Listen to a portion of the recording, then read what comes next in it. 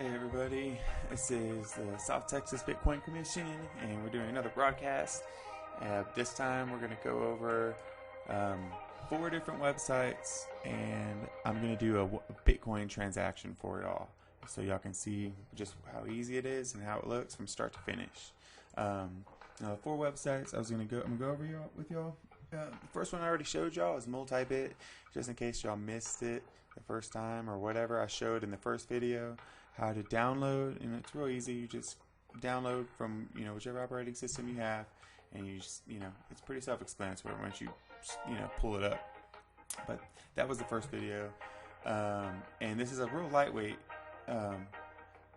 It's a real lightweight wallet. So it's not a good wallet for if you're saving, if you're starting to save up some Bitcoins, and it's pretty significant, then I wouldn't save it in this wallet. But this is a good wallet for if you're just want to get going, and you just want, or if you temporarily need a wallet. I mean, I've used this wallet for over a year, and I don't keep large amounts of money in it, but I've never been hacked on it, so it's been secure for me.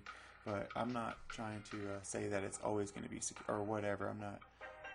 I'm just saying be careful with it. But it's been secure with me, so it's good, short term, lightweight.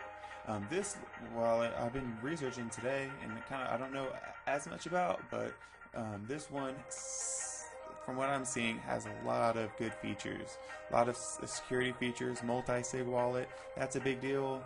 Cold storage. I'll probably research this up more, and maybe in the future do a video on this if people are interested in this. But this is a beefier, definitely a beefier wallet, and it would be more secure, and this is free. So that's why I'm showing you this one too. There's a lot of other options for cold storage, but these are just for people who only have a computer, and and that's it. So I was trying to gear it towards them. Electrum has a wiki page, so if you're interested in this too, you can come to their wiki, and they got a lot of Q&A and all that, topics on all this stuff, which I'll probably be reading pretty soon. So those are 2 different wallet options, and the other 2 websites I'm going to show y'all are the Bitcoin exchanges. People ask me, so where do I get Bitcoins from?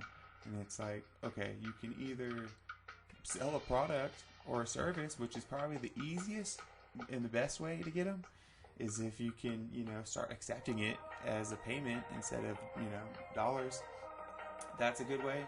But if not, if you got if you don't have a big Bitcoin market in your area, you can go to an exchange and you can buy them there. And so there's 2 of them. There's Coinbase and Circle. I use both of them, and I haven't had really any problem with either.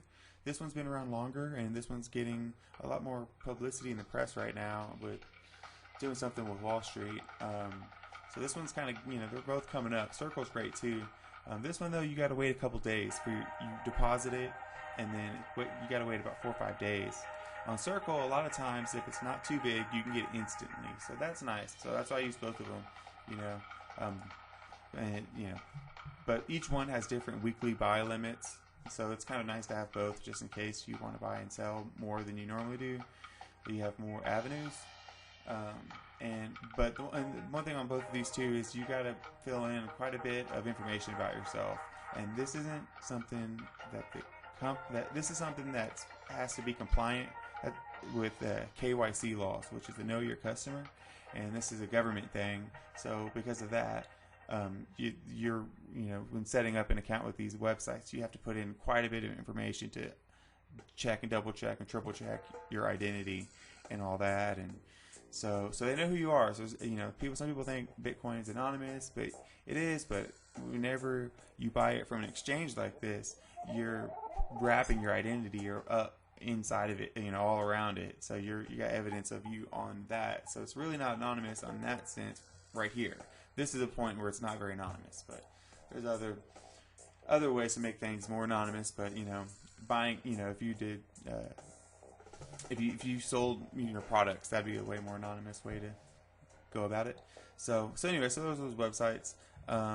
And so I'm gonna show you a Bitcoin transaction, and this is my Multibit wallet here, and I am going to transfer money into this from this Electrum wallet, which is the other website that I showed you.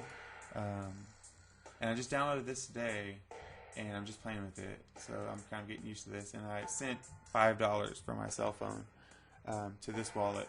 Only thing I don't like about this so far off the bat is I'm not seeing a dollar sign. All I see is it in Bitcoin. And I like this one because, you know, if I put in an amount, it tells me how much it is in Bitcoin. And so here, it just tells me the Bitcoin. It doesn't tell me the dollar amount, which is a little, whatever, not that great. So anyways, so what I do is, so I'm going to have this guy, this wallet, my multi-bit wallet, receive money from my Electrum wallet. Boom, Electrum's right there. And so all I do is I come to this wallet, click on it, and I get my request. Or I can hit this. I think that copies it into your clipboard. And then I'm going to go here. I'm going to just paste. Kind of double check the, you know, last couple ones. They're the same. Yep. First ones are the same. So whatever. So that's good. And so I got 0.0187. So I'm just going to send 0.01 and to him. And hit send. And I have to pay a miners fee. Everyone, you know, if you pay a miners fee, it increases the likelihood of a miner processing your transaction faster or, you know, quicker. And if you don't pay them at all, there is kind of a chance that your transaction might not go through ever. If I understand that correctly. But so I always pay. I mean, pay the miners. And so, you know, your password. And you know, if this was if this was a bigger account, if I had more money in this account, my password would be 20 characters long. But since I'm not planning on putting much money in this, I just did a little quick, you know, password. But and so there we go. I signed it, and the payment went sent, and it looks like it already hit over here. I'm just gonna move this over. Yeah. So I just sent $2.62.